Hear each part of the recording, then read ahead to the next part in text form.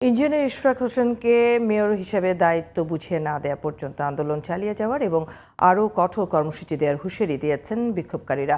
ঢাকা দক্ষিণ city corporation blockade কর্মসূচিতে পঞ্চম দিনেও অংশ নেন বিএনপির শত শত নেতাকর্মী ও সমর্থকরা।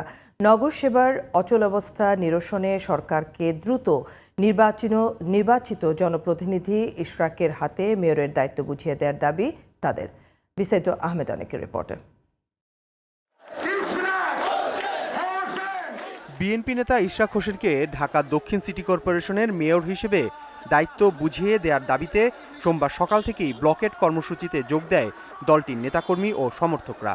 ছোট ছোট মিছিল নিয়ে দক্ষিণের নগর ভবনের সামনে জড়ো হন সবাই। তীব্র রোদ আর গরম উপেক্ষা করেই স্লোগানে স্লোগানে প্রতিবাদ করেন বিক্ষোভকারীরা।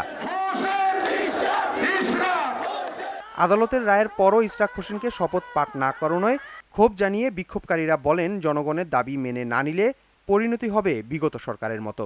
ওনাকে রায় দেওয়া হয়েছে, তারপরে একটি কুচরক মহল এবং কিছু উপদেষ্টা এর সাথে জড়িত, তারা এখানে চাচ্ছে না আমাদের মেয়র ইঞ্জিনিয়ার ইশরাককে মেয়র হিসাবে দেখতে। বর্তমানে যাদের দায়িত্ব আছে তাকে শপথ পাঠ করানো, তারা যদি এই কাজটা না করেন তাহলে বোঝা যায় শেখ হাসিনার তার মধ্যে কোনো পার্থক্য রইল না। গেজেট হওয়ার পরেও এটা কালক্ষেপণ করা সম্পূর্ণ অন্যায় এবং এটা অগণতান্ত্রিক। আমরা চাই এই সরকারের বোধোদয় হবে। দাবি আদায় না হওয়া পর্যন্ত আন্দোলন চালিয়ে যাওয়ার ঘোষণাও তাদের।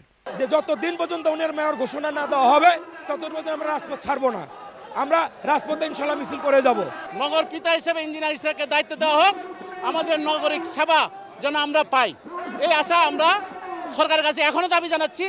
কারণ যদি আমাদের দাবির না মানা হয় তাহলে আমরা কঠোর কর্মসূচিতে যাব। চলমান আন্দোলনে অনেকটা স্থবির নগর ভবনের বেশিরভাগ কার্যক্রম। ইশরাকের শপথ দাবিতে বিক্ষোভ করছে কর্মচারীদের একটি অংশ। আহমদ অনিক, জিটিভি নিউজ, ঢাকা।